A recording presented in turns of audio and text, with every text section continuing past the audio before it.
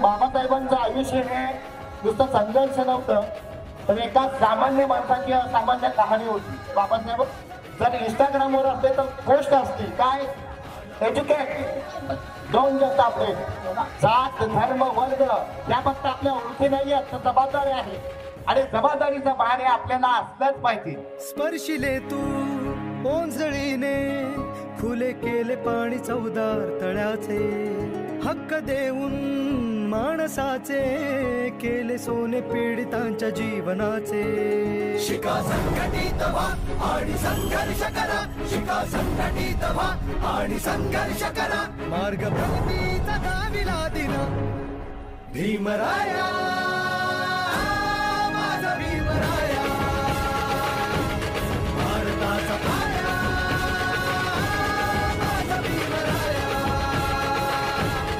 आला उद्धाराया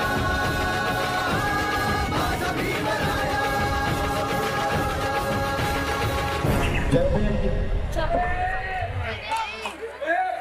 भारतरत्न डॉक्टर बाबासाहेब आंबेडकर जयंतीच्या सर्वांना हार्दिक शुभेच्छा. परवा 14 एप्रिल तारीख झाली, एक अशी तारीख की ज्यांच्या जन्माने इतिहास बदलला आणि करोडो लोकांचं भविष्य.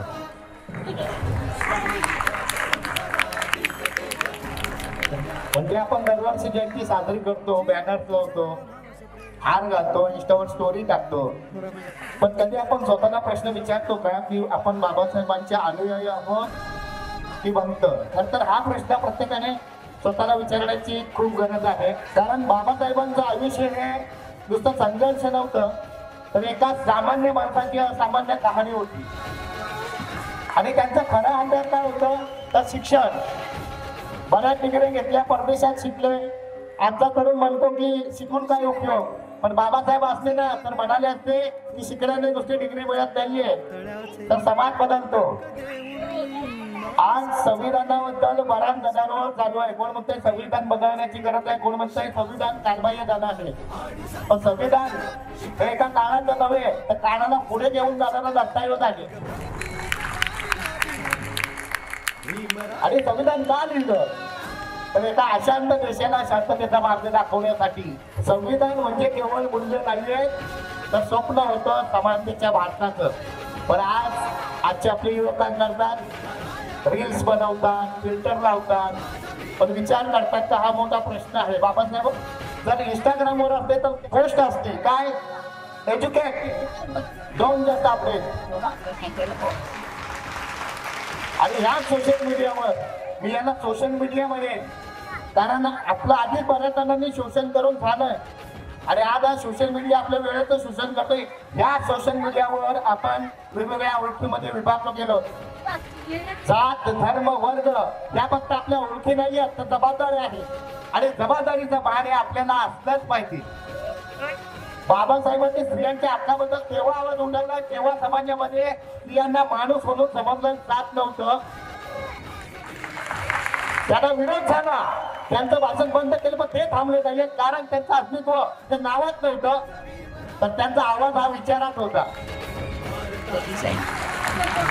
आज ट्विटर एक्सवर बाबासाहेब आंबेडकर त्यांनी सांगितलं असतं की पैसे देऊन तुम्ही अकाउंट व्हेरीफाईड करू नका, तर ज्ञान मिळवा आणि विचार व्हेरीफाईड करा.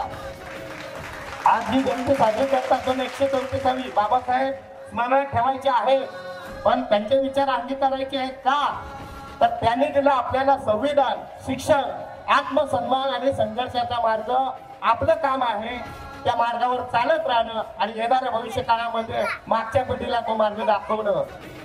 बाबासाहेबांना आपण डोक्यावर घेता चांगली गोष्ट आहे, केलंच पाहिजे.